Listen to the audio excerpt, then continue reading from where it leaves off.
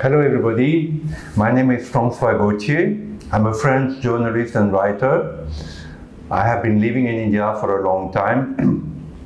I have been a defender of India, an ardent militant defender of India for more than 3 decades in articles, books, many books on India, telling the West and France, my country in particular, that India is the place of the future.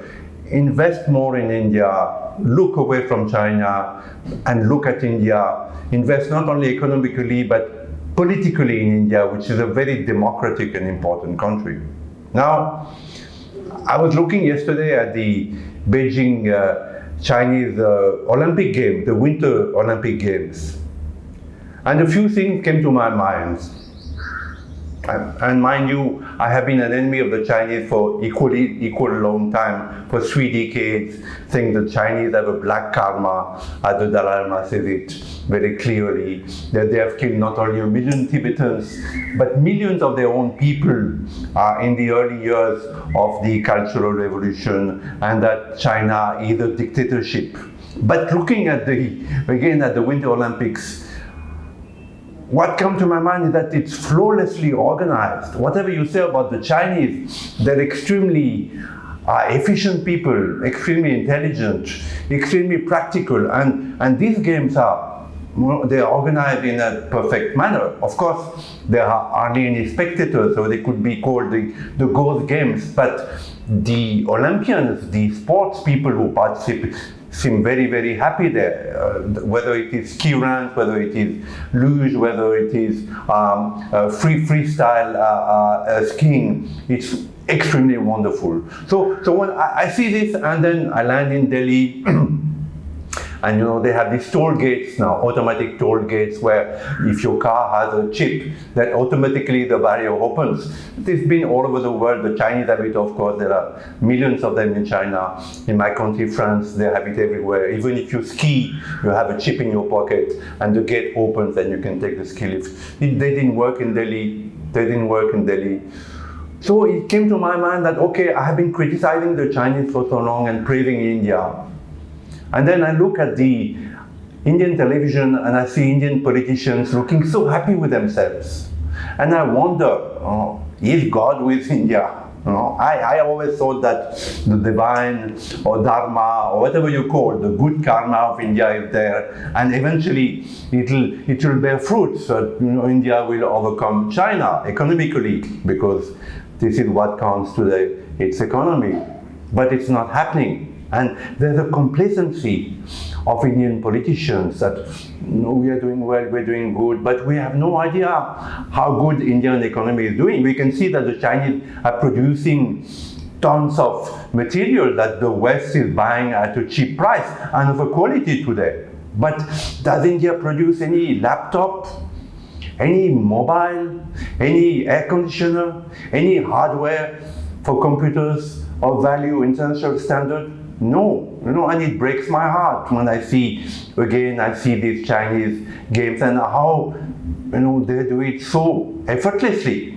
The Chinese president, whatever his faults, wants 3 million Chinese children to learn skiing in the next 10, 15 years. And he's invested billions of dollars into ski facilities. And India has a background of skiing. I've been to Gulmarg. You can ski in Gulmarg. There are places in Uttarakhand where you can ski. But India is lagging behind China in all spheres. In all spheres. Not only skiing, but in every sport. This obsession with cricket, which is a colonial game, however brilliant cricket may be. I'm not saying that it is a bad sport, but however brilliant maybe, it has wiped out all the other sports in India. India is not even nowhere in skiing facility. Look at the Chinese, they're getting medals in skiing. In freestyle skiing, for instance, the Chinese are getting medals, which is remarkable for a country which 20 years ago didn't know what a ski was. They had no background into skiing, which is a luxury sports. So then I'm asking that question today. Is there a complacency in India? We see that when I came to India, every middle class and upper middle class parent wants to send their children to the US universities. and they stay there. In turn, they become American citizens, and they breed children who are Americans. They lose all Indianness. Today, it's still the same. Every Indian parents want to send their children to American universities. And again, they stay there because they find their opportunities which are denied to them in India. I see today in India that it's very difficult to do business. There are more and more rules. I was an NGO building a museum in Pune. We find that there are so many rules now, FCA rule, this rule, that rule. You can't do this, you can't do that. I know of NRIs, Hindus, who want to come back to India because they love India. India is their home, so they want to come back and bring their skills back to India. And they find it so difficult to function that they go back to the US. Look at the Chinese again. They laid a gold carpet for all the Chinese Americans to come and invest in China, to bring their skills to China, and they succeeded. So I'm asking the question today, is there complacency in Indian politics? Even in the present generation of Indian politicians who are new to politics, wouldn't there be important for India to have that drive that the Chinese have to progress, whatever the cost? Nationalism is what India needs. We see today that Mr. Putin, of course Mr. Putin is hated by the West. The Americans hate Mr. Putin. But Mr. Putin is a proud Russian, and he's supported by the Russian because the first interest is Russia, not how I'm going to look like in the eyes of the international media, not what I'm going to look like in the eyes of the Indian media. It's what is good for Russia. How can Russia progress? How can Russia block the European influence which is coming at its doors? And there is no wishy-washy there. If there needs a war, let it be a war. I will stand my ground. So one would like to see that in Indian politicians instead of that complacency, because China is such an aggressive and such a powerful nation, and it's beating India every step, not only economically but militarily. The game they're playing in the Himalayas is a successful game because they encroach, then they pretend to talk, they retreat a little bit and they encroach somewhere else. And every time that gets taken by this.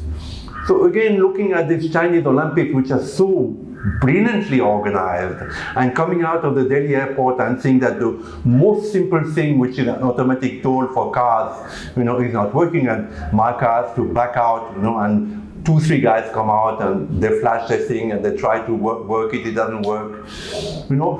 We need for India to become stronger, to become more ambitious, to become more ruthless.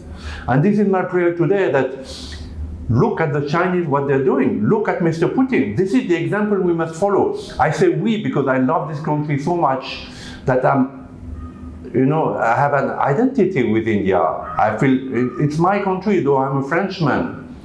But it breaks my heart to see how complacent Indian politicians are, and the gray area of Indian economy. We don't know where all this money to subsidize this and subsidize that is going to come from. From borrowing? From more borrowing? When will India become a powerful economic and political and military nation? This is my question. This is what Sri Aurobindo wanted for India to become.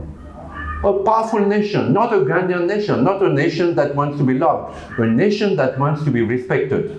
Namaste.